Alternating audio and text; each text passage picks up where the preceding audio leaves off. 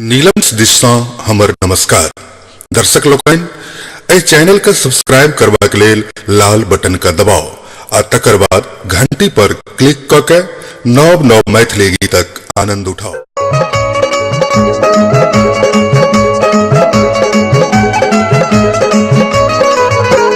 सुना हो बाबू सुना हो काका हमरा न चाही टाका हो। सुना हो बाबू सुना हो काका हमरा न चाही टाका हो।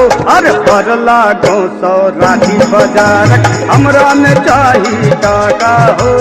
पर लागो सौ राठी बाजारक हमरा न चाही टाका हो।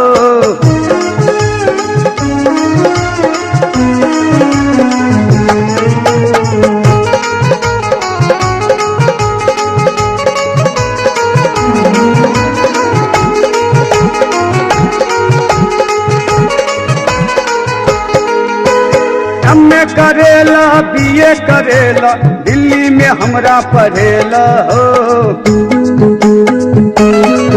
अरे एमए करेला बीए करेला दिल्ली में हमरा पढ़ेला हो। अपना ले तू एक बनेला हमरा तू दिलहक डाका हो। बरला गाँव सौ राठी बाजारक हमरा ने चाही टाका हो।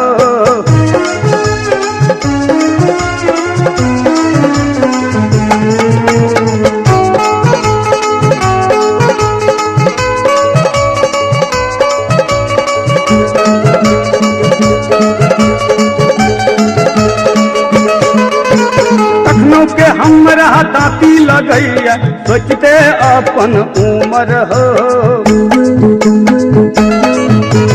तखनों के हमरा दाती लगैया सोचते अपन उम्र हो।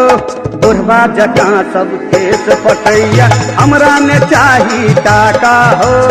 बरला गाँव सौ राठी बाजारक हमरा ने चाही टाका हो।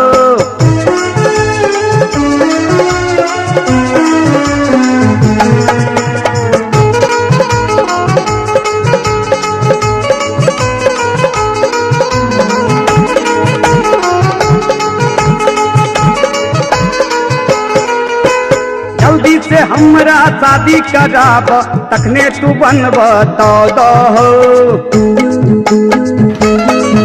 अरे जल्दी से हमरा शादी कराब तखने तू बनब तो हो। चाहे तू लंगरी लुलही कराब हमरा ने चाही टाका हो।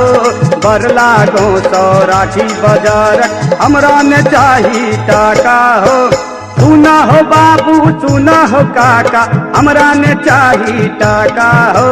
सुना हो बाबू सुना हो काका हमरा ने चाही टाका हो। अरे बरला गाँव सौ राठी बाजारक हमरा ने चाही टाका हो। बरला गाँव सौ राठी बाजारक हमरा ने चाही टाका हो। बरला गाँव सौ राठी बाजारक